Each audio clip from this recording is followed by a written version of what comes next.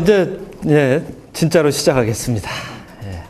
일단 인사해야 되겠죠? 반갑습니다. 김영갑 교수입니다. 학교 내에서 외부의 분들을 모시고 이런 강의를 하는 기회가 많지는 않습니다. 근데 아까 우리 대학 원장님이 말씀하신 것처럼 저희 한양사이버대학원에서 우리나라 최초로 만들어진 사이버 대학원이에요. 사이버로 다 강의합니다. 그리고 저희 대학원 수업을 듣는 분들 역시 학교 오지 않고 다 온라인에서 대학원 공부를 하고 계세요. 그러니까 저희도 사실 학생들을 아주 자주 보지는 않습니다. 그러니까 어떻게 보면 오프라인에서 강의하는 거, 뭐 자주 하진 않지만 저희가 이런 자리 왜 만들었냐면요. 뭔가 저희도 사회에 좀 공헌도 하고요. 또 어려움 속에서 뭔가 변화를 또는 뭔가 성공을 꿈꾸시는 분들에게 저희가 도움을 드릴 수 있는 게 있지 않을까. 그래서 오늘 자리를 만드는 거고요. 그 중에서 사실은 상권 분석이 요즘 매우 큰 화두로 등장하고 있습니다. 여러분들 혹시 요새 그 신문에 보시면 가장 많이 나오는 단어 중에 하나가 뭐가 있냐면 빅데이터라는 이야기가 많이 나옵니다. 많이 들어보셨죠? 네. 그게 무슨 얘기냐면 말 그대로 빅 데이터가 많다는 겁니다. 과거에는 데이터가 그냥 뭐 신문 정도 보는 걸로 우리가 취득하고 내가 일하는 거 아니면 학교에서 공부하면서 책으로 보는 정도였는데요. 어느 날 갑자기 우리 앞에 인터넷이라는 게 나타났고요. 그 인터넷 속에서 나는 보든 안 보든 어마어마한 자료들이 생성이 되고 있습니다. 자, 그런데 문제가 있습니다. 이게 차라리 없을 때는요, 열심히 하는 사람이나 열심히 하지 않는 사람이나 별로 차이가 없었습니다. 왜? 어차피 인풋 자체가 별로 많지 않았기 때문에 덜 알고 있는 사람이나 많이 알고 있는 사람이나 별로 차이가 없었어요. 근데 이게 자꾸 빅 데이터가 되다 보니까 자꾸 많이 알고 있는 사람과 많이 알지 못하는 사람 사이에 무슨 현상이 일어나죠? 양극화가 일어나고 있다는 겁니다. 요즘 보시면요, 여러분들이 잘 알고 계시는 예를 들면 뭐 동네 빵집이 잘 안 된다. 왜? 프랜차이즈 기업들 때문에. 또는 전통시장이 잘 안 된다. 왜? 할인마트 때문에. 또 동네 슈퍼가 안 된다. 왜? SSM 때문에. 이럽니다. 근데 사실은 이게 누구 때문에 안 되고 누구 때문에 잘 되는 게 아니고요. 사실은 누가 더 많은 정보를 이용할 수 있느냐, 누가 더 많지 않은 정보만으로 사업을 하고 있느냐의 차이 때문에 이런 현상이 생기고 있는 거예요. 만약에 그렇다면 대한민국에 있는 동네 빵집이 그냥 다 죽어버렸어야죠. 그렇지 않습니까? 전통시장이라고 여러분 다 죽은 줄 아십니까? 절대 그렇지 않아요. 전통시장도 할인마트보다 더 잘 되는 데 있고요. 동네 빵집도 프랜차이즈 최고의 매출을 올리는 빵집보다 훨씬 더 잘 되는 빵집들이 있다는 겁니다. 그러면 이건 어떻게 설명하겠습니까? 뭘로 설명할 수 있을까요? 바로 그들은 개인 빵집이고 동네 슈퍼고 전통시장이지만 그와 같이 우리가 알고 있는 소위 대기업이라고 하는 집단보다도 더 많은 정보를 수집하고 그들을 활용하려고 노력하고 있다는 겁니다. 여러분들 혹시 들어보셨는지 모르겠는데요. 대전에 가면 성심당이라는 빵집이 있습니다. 가보신 분들 있죠?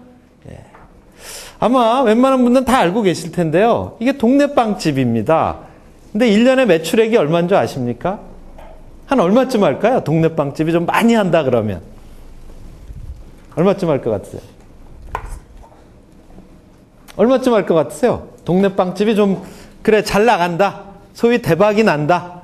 그럼 1년에 매출액이 얼마쯤 될 것 같으세요? 추측이라도 얼마쯤 될 것 같으세요? 20억? 예? 20억? 선생님은? 예, 정확히 맞추셨습니다. 그 성심당이라는 대전에 있는 동네 빵집이 100억의 매출을 올리고 있습니다. 물론 가서 보시면 야 이게 어떻게 동네 빵집이니, 야 이거 대기업이다 동네 빵집 맞습니다. 아직도 그 사장님은 동네 빵집을 추구하고 계십니다. 제가 가서 한번 여쭤본 적이 있습니다. 사장님, 이거 대기업들이 프랜차이즈 하자고 돈을 싸들머지고 올 것 같은데 본인은 동네 빵집이랍니다. 절대로 그런 거 안 하겠다는 거죠. 하지만 그 집은 대기업의 프랜차이즈 빵집보다 훨씬 더 잘 되고 있다는 것입니다. 이거 어떻게 설명할 수 있을까요? 바로 우리가 그와 같이 세상에 떠돌고 있는 어마어마한 데이터들을, 이게 근데 데이터로 있을 때는 아무 의미가 없습니다. 이 데이터가 뭔가 의미 있는 자료가 되려면 뭐가 돼야 되는 거죠? 여러분들이 이미 알고 계신 인포메이션, 정보로 만들 수 있어야 됩니다. 그래서 우리가 이 세상에 떠돌고 있는 많은 자료들을 정보로 만들 수 있어야 되고요. 근데 이게 정보로 만드는 것만으로는 이게 한계에 봉착했다고 합니다. 그 정보를 이용해서 또 남들은 알 수 없는 나만의 지식으로 만들어야 그게 또 경쟁력이 있다 그럽니다.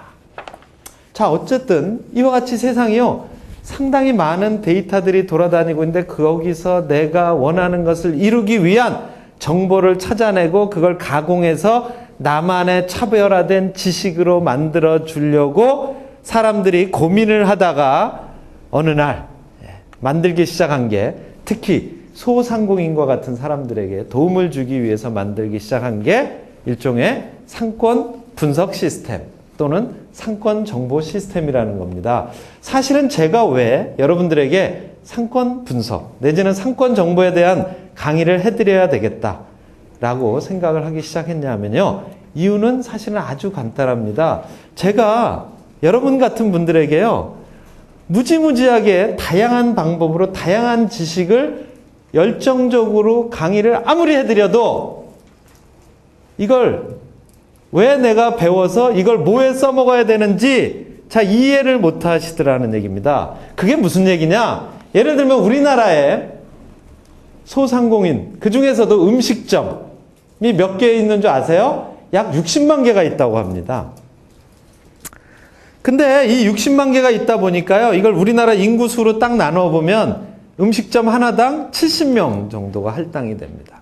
그게 무슨 얘기냐면, 근데 그 70명은 갓난 애기부터 밖에서 밥 안 사 먹는 사람 다 포함인 거니까 그걸 반 뚝 자르면 음식점 하나를 35명이 먹여 살려야 되는 겁니다. 그러면 어떻게 되겠습니까? 여러분, 35명의 성인이 집에서 한 끼도 안 먹고 매일 한 집에 가서 다 먹어준다 그래도 절대로 음식점이 먹고 살 수 있는 구조가 안 돼 있다는 거예요. 그러면 어떤 현상이 생기냐면 우리나라 음식점의 대부분이, 상당 부분이 한 2년도 못 버티고 다 망하더라는 겁니다. 여러분, 만약에 여러분이 뭔가를 하려고 하는데, 야, 내가 이 회사에, 아니 내가 뭔가 창업을 했는데 이 창업이 여기다 투자를 했는데 이 돈이 내가 수익을 내서 내 투자한 돈을 회수하기 전에 내가 망해버릴 거라는 걸 알면 혹시 창업하실 분이 있으십니까? 그걸 알고도 없으시죠? 이게 내가 그렇게 했을 때 창업하자마자 바로 얼마 못 가서 심한 경우는 어떤 분은 1개월 만에 문 닫는 분도 있어요. 여러분도 보셨죠? 주변에. 저기 새로 뭐가 생겼다? 근데 며칠 있다가 보니까, 몇 달 있다가 보니까, 1년 있다 보니까 문을 닫아버린다는 겁니다. 이게 왜 그러느냐? 사실은 내가 여기 들어와서 경쟁해서 이길 수 절대 없는 능력도 없고 돈도 없고 자격도 없는데 거기에 싸움을 하러 들어갔기 때문이라는 겁니다. 아주 쉽게 얘기하면 이겁니다. 여러분들이 만약에요, 씨름을 하려고 합니다. 만약에 내 상대방이 이만기하고 강호동이에요. 그럼 씨름하러 들어가시겠습니까, 여러분? 여기 남자분들 이만기하고 강호동하고 씨름해서 이길 수 있다고 생각하시면 아무도 없죠. 그러면 아예 씨름을 하러 들어가지 않겠죠? 이게 똑같은 겁니다. 그러니까 사실은 뭐라고 생각하고 창업을 하냐면, 사업을 시작하냐면, 내가 혹시 들어가서 이길 수 있지 않을까라는 막연한 추측 내지는 꿈을 가지고 들어가는 거죠. 근데 아쉽게도 사실은 들어가 보면요, 여러분은 핀급, 여러분의 경쟁자는 헤비급이라는 겁니다. 그걸 알았으면 안 들어갔을 텐데. 그래서 제가 선택한 방법이 뭐냐? 이러한 여러분이 창업을 하기 전에 사실은 그게 창업만의 문제는 아닐 것 같아요. 제가 볼 땐. 취직도 마찬가지고요. 또 어떻게 보면 우리가 아주 큰 이 세상 전체를 보더라도 지금 여러분이 하고 있는 모든 일에서 동일한 현상이 발생하고 있다는 겁니다. 자, 그러면 그러한 것들을 이해하고 여러분들이 그것을 정확히 냉철하게 알게 된다면 아마 여러분들은 어떤 일을 하더라도 제대로 준비하고 제대로 된 경쟁을 할 수 있는 능력을 갖게 되지 않을까. 근데 그것을 가장 사업을 하려는 분들에게 쉽게 설명해 드릴 수 있는 것이 바로 상권이라는 것입니다. 그래서 오늘 그런 내용을 제가 길지 않은 시간이지만 여러분들에게 의미 있게 정리해서 그렇게 전달을 하도록 노력을 하겠습니다. 제가 사실은 아까 말씀드린 것처럼요, 제 이름은 김영갑이고요. 이렇게 네이버에서 치시면요, 제일 위에 제 블로그가 뜹니다. 이 블로그를 알려드리는 이유는요, 오늘 제가 드리는 말씀들이 사실은 여기 가시면 다 있습니다. 그러니까 오늘 듣고 저기에 내가 조금 더 관심을 갖고 공부해 봐야 되겠다 그러면 돈 어디 안 내셔도요, 저기 공짜로 볼 수 있는 겁니다. 제 블로그에 들어오셔가지고, 그리고 제가 매일매일 글을 올립니다. 그냥 편하게 읽다 보시면 여러분도 전부 다 전문가가 될 수 있다는 말씀을 드리고요. 자, 아까 말씀드린 것처럼 제가 여러분에게 강의를 오늘 짧은 시간이지만 해드리려고 하는 목적은 딱 하나입니다.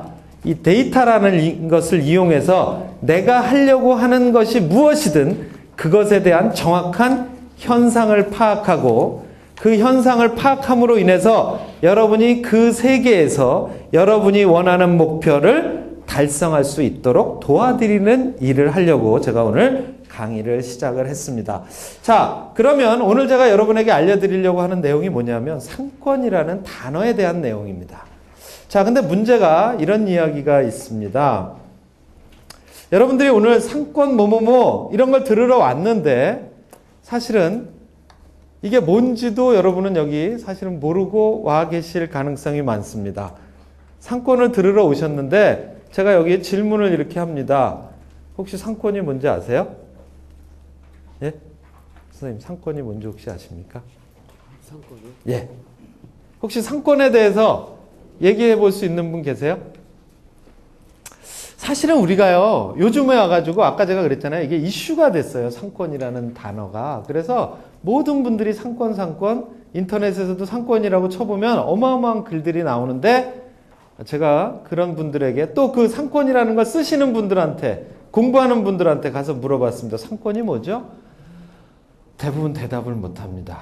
자, 이게 무슨 문제냐면 만약에 여러분이요, 그것에 대해서 대답을 할 수 없다면 여러분은 절대로 그것을 제대로 이용할 수 없다는 겁니다. 그래서 제가 상권의 개념을 오늘 정확히 설명을 드리겠습니다. 그러면 여러분은 오늘 여기서 딱 나갈 때, 끝나고 나갈 때 이거 하나는 딱 기억하고 나가셔야 됩니다. 상권? 누군가가 상권이 뭐니? 그럼 딱 대답할 수 있어야 됩니다. 이따 가르쳐 드릴 거고요. 자, 이게 근데 과거에는요, 상권이 좀 우리에게 오해를 불러일으킨 그러한 시대가 있었습니다. 옛날에는 우리가 상권, 그럼 뭘 많이 생각했냐면 뭔가 건물을 먼저 생각을 했어요. 상가를 많이 생각했을 겁니다. 그 다음에 조금 지나면 또 뭐 지형지세가 어쩌고 저쩌고 그래가지고 낮은 곳에 있어야 되고 물은 위에서 아래로 흐르고 이런 이야기들이 또 좀 나왔었고요. 그러다가 또 나오는 이야기들이 무슨 얘기가 많냐면 사람이 많이 다녀야 된다.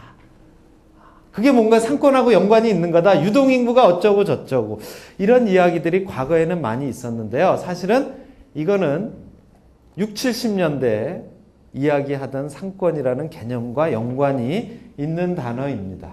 사실은 상권은요, 이렇게 이야기할 수 있습니다. 여러분이 상권하면 세 가지를 기억하시면 됩니다. 상권을 구성하는 요소라고도 할 수 있을 텐데요. 물론 이거는 제 이야기입니다. 이렇지 않다고 얘기할 수도 있는데 상권하면 뭘 생각하면 3C를 생각하면 됩니다. 세 가지의 C를 생각하시면 됩니다. 그게 뭐냐? 첫 번째 C가 컴퍼니, 자기 자신입니다. 두 번째 C는 뭐냐면요. 컨슈머입니다. 소비자입니다. 고객입니다. 세 번째 C는 컴피티터입니다. 경쟁자입니다. 그러니까 상권이라는 건 뭐냐면요. 이 세 개가 뭉쳐 있으면 그게 상권입니다. 근데 그걸 좀 더 명확하게 말씀드리면요. 우리는 상권을 뭐라고 할 수 있냐면 제가 저기다 뭐라고 썼냐면 영어로 트레이딩 에어리어. 근데 이렇게 기억하지 마시고요. 상권은 뭐다? 마케팅 에어리어라고 생각하시면 됩니다. 상권은 뭐라고요? 마케팅 에어리어. 그냥 쉽게 얘기하면 마케팅 영역입니다. 그건 무슨 얘기냐면요. 상권이라는 건 뭐냐면 내가 사업을 하려고 합니다. 사업을 하려면 뭘 해야 되죠? 뭔가를 팔아야 되겠죠? 근데 누구한테 팔죠? 사주는 사람한테 팔아야 되겠죠? 그 사주는 사람이 어딘가에 존재해야 됩니다. 그들이 존재하고 있는 범위를 우리는 상권이라고 합니다. 즉, 내가 예를 들면 동네 빵집을 하고 싶습니다. 내가 빵집을 열었을 때 과연 이 빵을 누가 사줄 것인가? 이거를 생각해 보면 내가 장사를 시작해야 될지 말아야 될지를 알 수가 있습니다. 왜? 아주 쉬운 얘기로 여러분 혹시 여기서 독도 가서 빵집 하라면 빵집 하실 분 있습니까? 아무도 없죠? 왜 없죠? 그쵸? 살 사람이 없죠? 어쩌다 한 달에 한 번씩 들어오는 관광객들이 사줘봐야 그걸로 내가 먹고 살 수도 없죠? 자, 이와 같이 사실은 상권이라는 게 뭐냐면 내가 판매를 하려고 또는 판매를 할 수 있는 그러한 지역 범위를 상권이라고 합니다. 근데 그 지역 범위 안에를 잘 들여다봤더니 거기 3명이 존재하고 있더라는 얘기입니다. 그 3명이 누구라고요? 나. 또 한 명은 누구라고요? 소비자. 또 한 명은 누구라고요? 경쟁자입니다. 그래서 그 안에를 가만히 들여다보시면요. 내가 누군가와 싸우고 있다는 것입니다. 거기서 만약에 내가 지면 어떻게 되는 거죠? 나는 실패하겠죠. 그러니까 제가 아까 말씀드린 대로 자, 이 안에 경기장 안에 보니까 나보다 훨씬 센 놈이 거기 있더라는 얘기입니다. 들어가면 됩니까? 안 됩니까? 안 되겠죠. 근데 여러분들은 창업을 하시는 분들은 그 안에 누가 나와 싸울 것인지도 바라보지 않고 확인해 보지 않고 들어간다는 얘기입니다. 야, 그걸 내가 어떻게 하니? 이렇게 얘기하실지 모르겠습니다. 하지만 알 수 있습니다. 두 번째, 자, 내가 들어가서요, 사실은 싸워서 이겼어요. 근데 싸워서 이기면 뭐합니까? 경쟁자만 이긴다고 됩니까? 사실은 원래 주목적은 경쟁자하고 싸우려고 들어간 건 아니었죠. 그렇죠? 소비자에게 내 물건을, 내 서비스를 판매하려고 들어간 겁니다. 자, 이거하고 똑같아요. 두 팀이 축구를 합니다. 근데 옛날에는요, 축구 선수들이 이기는 게 목적이었어요. 근데 어느 날 이 야구가 프로화 됐습니다. 이기는 게 더 중요합니까? 뭐가 더 중요하죠? 관중이 들어와야 되죠. 소비자들이 들어와서 티켓을 사줘야 내가 야구를 영원히 할 수 있어요. 그러니까 사실은 그 경쟁자를 이기는 것도 중요하지만 더 중요한 건 야구가 재밌어가지고 내가 야구를 잘해가지고 그래서 관중이 많이 들어와야 된다는 얘기입니다. 그러려면 여러분 어떻게 해야 되죠? 바로 그 관중들에게 재미있는, 관중들이 보고 싶은 야구를 할 수 있어야 된다는 겁니다. 자, 그래서 사실은 상권이라는 건요, 내가 내 마음대로 어디 가서 무슨 장사를 하고 싶다 라고 해서 정해지는 것이 아니라 사실은 상권은 그 안에 존재하고 있는 이 3자를 정확히 파악하는 데서부터 시작된다는 거고요. 결국은 그건 근데 또 뭐냐면 이런 이야기가 될 수가 있어요. 그러면 내가 어떤 걸 뭔가 장사를 하려고 보니까 이걸 사줄 소비자들이 어디에 살고 있는가? 그들은 누구인가? 그러면 그 범위가 내가 쉽게 파악을 할 수 있느냐? 사실은 쉽게 파악이 되지 않습니다. 그리고 또 사실은 파악을 해봐도 이게 진짜로 이 사람들이 내 물건을 사줄 것인지에 대해서 정확히 알 수가 없어요. 자, 이건 무슨 얘기냐? 무슨 얘기냐면요. 상권은 사실은 정해져 있는 게 아니라 내가 만들어 나가는 거라는 얘기입니다. 이게 무슨 얘기냐? 이렇게 말씀을 드릴 수 있을 것 같아요. 자, 여러분 동네에서 있잖아요. 회를 사 드시죠? 횟집. 여러분들이 가는 횟집이 있다고 한번 생각해 보십시오. 그 횟집을 이용하는 소비자들이 도대체 그 횟집으로부터 약 몇 미터 정도 떨어진 범위 안에 있을까요? 여러분 횟집에 갈 때 가장 멀리 가본 게 몇 미터까지 찾아가 보셨어요? 예? 예? 동네에서. 동네에서. 그러면은 동네가 아닌 더 멀리는 어디까지 가보셨습니까? 예? 그렇죠? 여러분 속초에도 가고 부산에도 가고. 그래서 예를 들면 속초에 있는 대포항에 있는 횟집은 상권의 범위가 어디까지인 겁니까? 전국이죠. 여러분 동네에 있는 횟집은 상권 범위가 어디죠? 아까 말씀하신 대로 그냥 동네예요. 반경 500m. 좀 멀면 뭐 2km 정도? 여러분들이 좀 크게 쓴다. 그럼 차 타고 한 5분 정도. 자, 이와 같이 지금 무슨 얘기를 한 거냐면 예를 들면 아까 말씀드린 것처럼 대전에 있는 성심당이란 빵집도 그 빵집이 어떻게 100억이란 매출을 올리냐면요. 서울에서 그 빵을 먹기 위해서 KTX를 타고 대전까지 가는 사람들이 있다는 겁니다. 그 대전에 그 동네에서만 그 빵을 사주면 절대로 100억 원어치를 팔 수가 없어요. 그쵸? 100억이라 그러면 거의 한 달에 빵을 10억 원어치 파는 거고요. 하루에 3천만 원어치를 판다는 겁니다, 여러분. 빵을 하루에 300도 아니고 3천만 원? 이게 대전 사람이 몽창 그 집에 가서 그 빵만 사 먹어도 쉽지 않은 매출이에요. 그건 뭘 얘기하냐? 그 집에 그 동네 빵집의 상권의 범위가 전국이라는 겁니다. 자, 이와 같이 이제는요. 사실은 상권이라는 건 내가 장사할 어떤 지역을 이야기하는 것이 아니라 내가 내 물건을 사줄 소비자들이 어디에 있는지에 따라서 변할 수 있다는 겁니다. 그래서 어떤 사람은요. 상권의 범위가 반경 100m도 안 되는 사람도 있습니다. 이게 좁으면 좁을수록 어떻게 되겠습니까, 여러분? 장사가 잘 될까요, 안 될까요? 장사가 안 되겠죠? 상권의 범위가 좁아지면 좁아질수록 매출은 떨어지는 겁니다. 똑같은 김치찌개를 팔아도요, 어떤 집은 손님이 많습니다. 왜 많죠? 멀리서도 찾아오니까. 어떤 집은 손님이 없습니다. 왜 없죠? 근처에서도 안 오니까입니다. 그러면 왜 저 사람은, 저 집은 멀리서도 오는 거야? 왜 저 집은 가까이서도 안 가는 거야? 그러면 뭐라고 이야기하시냐? 예를 들면 음식점 하는 사람들에게 그렇게 물어보면 맛이 없어서. 여러분, 혹시 대포항에 가서 회를 먹으면 거기 있는 회는 더 맛있나요? 네. 더 맛있어요? 맛있죠? 네. 네, 맛있대네요. 저는 잘 모르겠는데.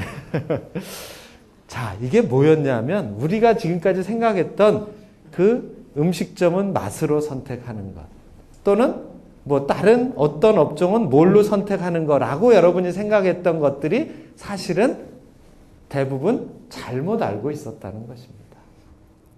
그걸 우리가 어떻게 알 수 있냐면요. 여러분이 여러분 스스로 여러분이 자주 가는 곳들을 한번 떠올려 보시기 바랍니다. 내가 여기 왜 자주 가는 거지? 혹시 반문을 해보세요.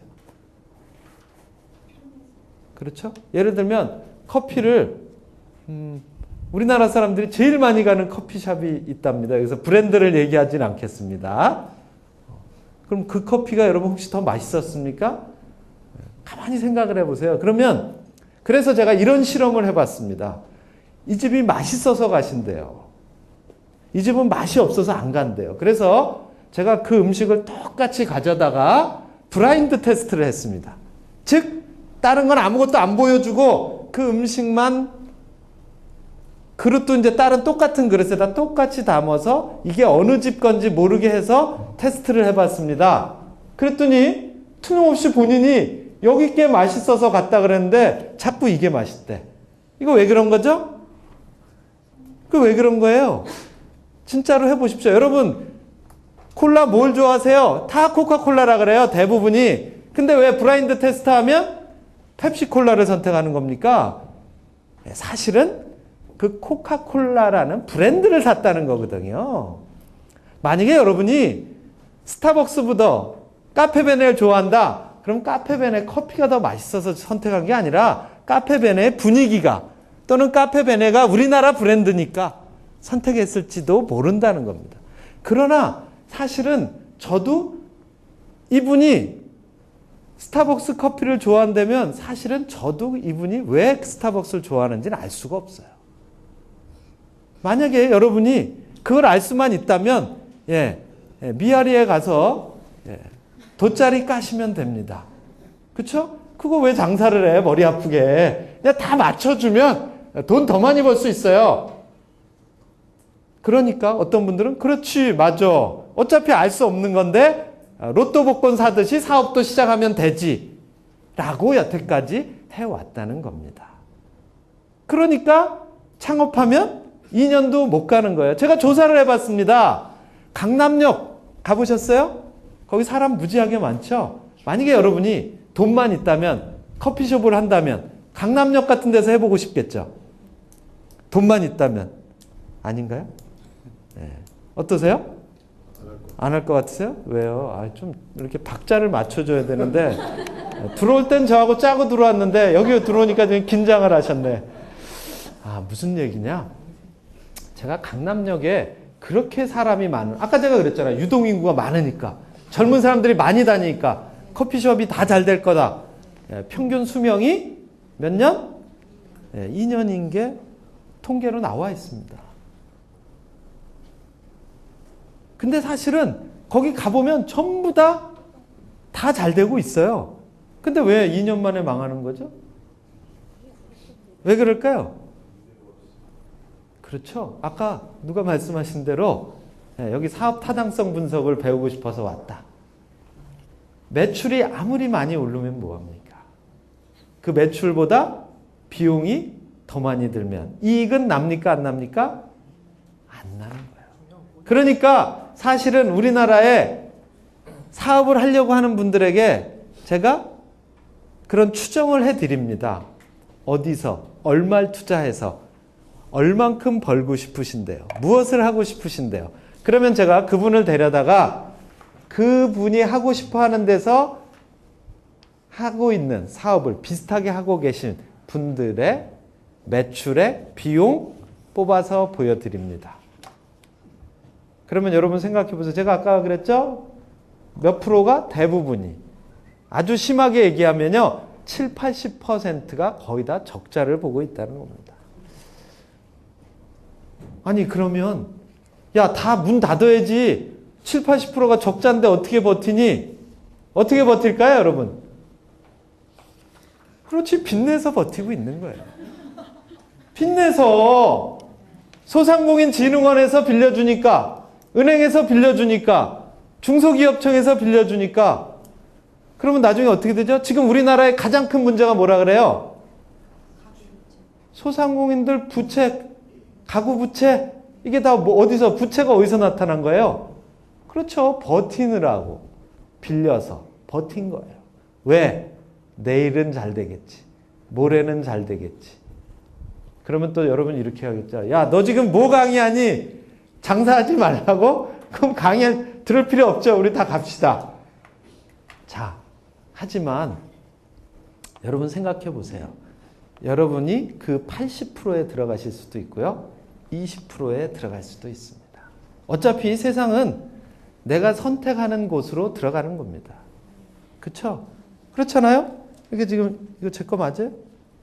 제가 지금 커피를 먹다 보니까 한 반이 남았습니다. 뭐라 그런다고 배웠죠? 어떤 사람은 그렇죠. 반밖에 안 남았네. 어떤 사람은 반씩이나 남았네. 똑같은 거예요. 야, 그러면 창업하지 말아야 되겠네? 그럼 그 사람은 영원히 아무것도 할 수 없는 사람인 거죠. 80%에 들어가면 안 되겠구나. 20% 안에 들어가야 되겠구나. 그럼 20%에 들어가서 나만 잘 먹고 잘 살자고요? 그건 또 아니고요. 여러분이 그 20% 안에 들어가서 그 나머지 80% 책임져야 돼. 그걸 여러분에게 알려드리기 위해서 제가 오늘 이야기를 하고 있는 겁니다. 자, 이게 뭐냐면요. 상권. 그럼 상권이 무엇일까? 아까 김영갑이가 마케팅 에어리어다.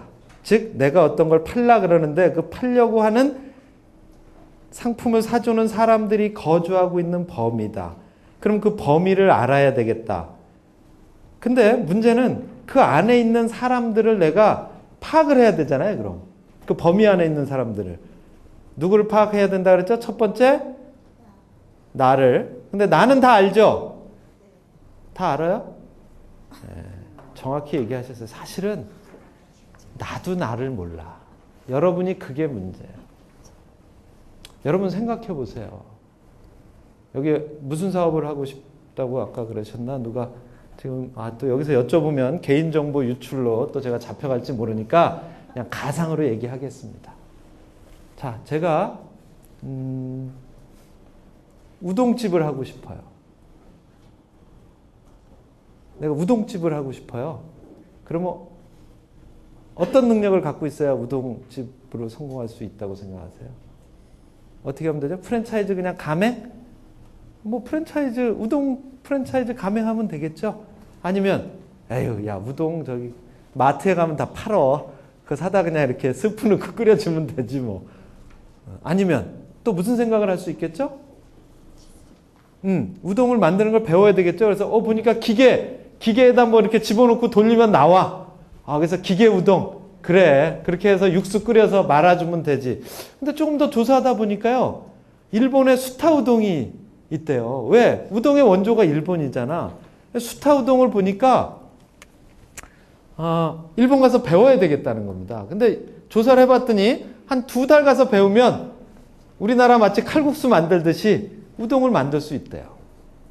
그런데 일본에 가서 진짜 이렇게 자세히 봤더니요. 그 우동집 하는 애들이 그 우동집을 몇 년 했나 보니까 막 20년, 30년 대를 이어서 하는 집들이 막 있는 거예요.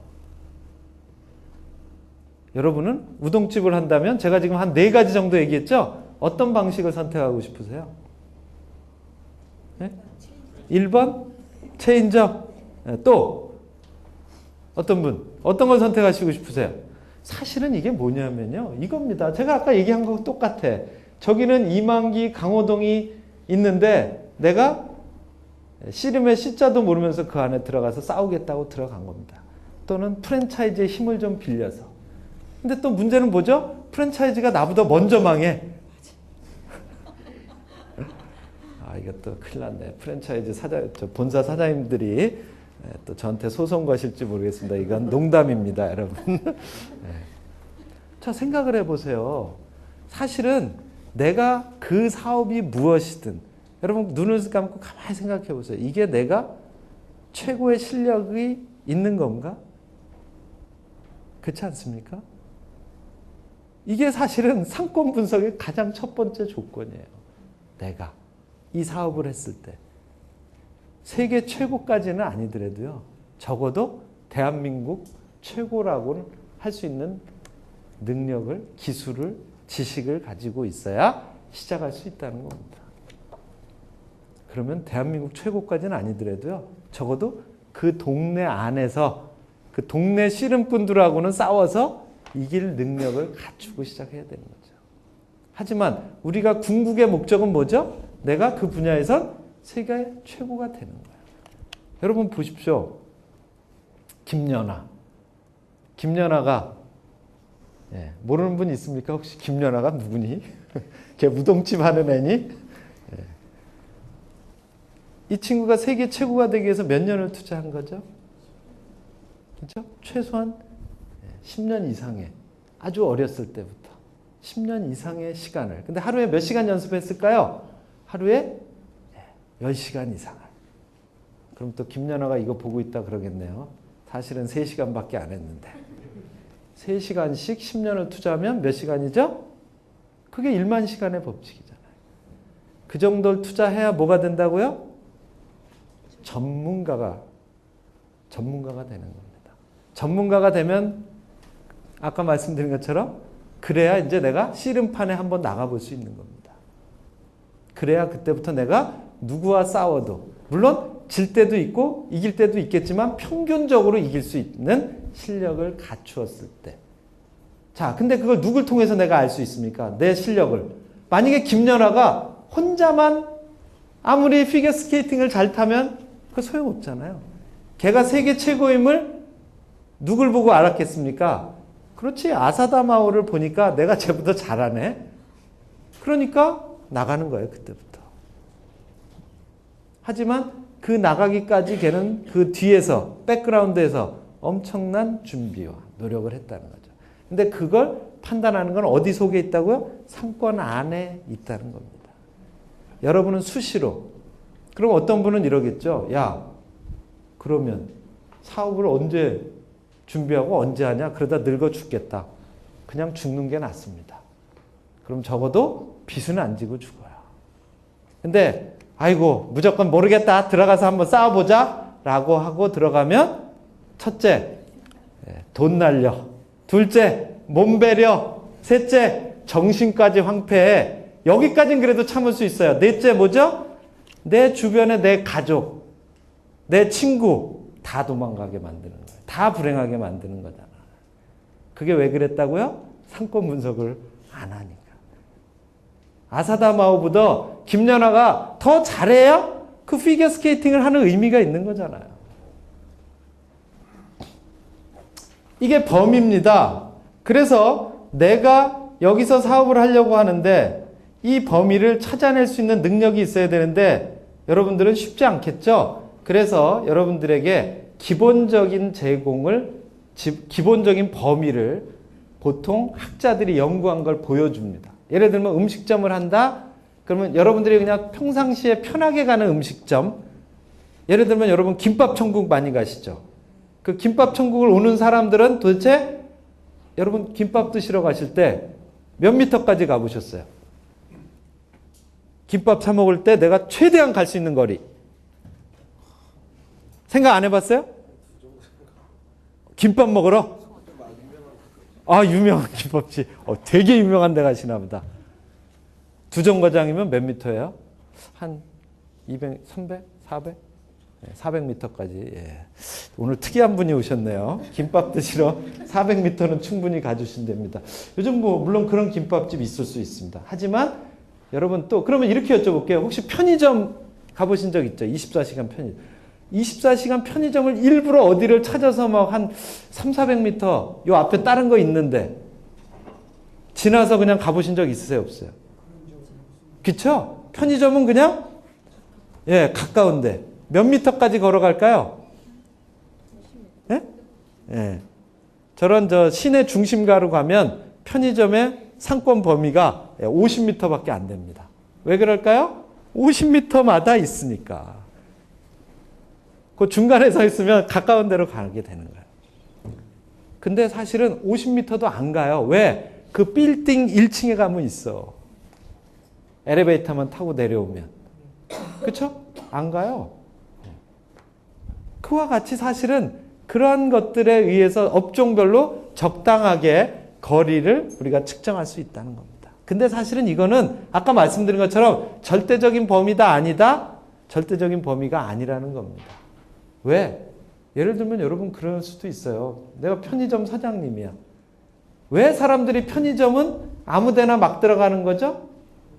왜 그럴까요? 왜 편의점은 아무데나 막 들어가요? 아까 말씀하신 것처럼 김밥집도 사실은 아무데나 막 들어갔었어요. 근데 어느 날 보니까 김밥도 이제 골라 먹을 수 있는 김밥이 나타나기 시작한 겁니다. 그쵸?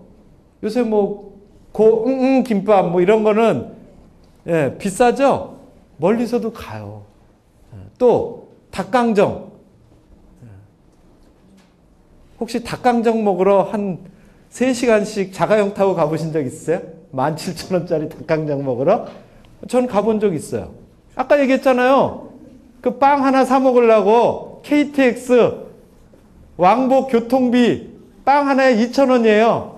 그 10개 해봐야 2만 원이야. 그거 사러 왕복 교통비 제가 자가용 갖고도 가봤어요. 왜 그렇죠? 왜 그런 겁니까? 그거 맛있다고 이제 표현하시면 안 됩니다. 개밖에 없으니까. 그 빵은 거기밖에 없어요, 대한민국에. 그럼 그거 먹고 싶으면 어떻게 해요?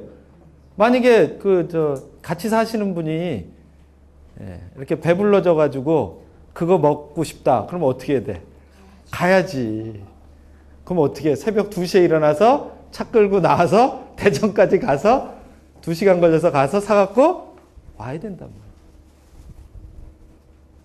그러니까 사실은 우리가 어떻게 만드느냐의 차이지만 어쨌든 우리는 기본적으로 내가 영역을 정하고 그 영역에 조사를 하기 시작해야 됩니다. 그런데 그 영역 안에 내가 아무 데서나 장사를 할 수는 없죠.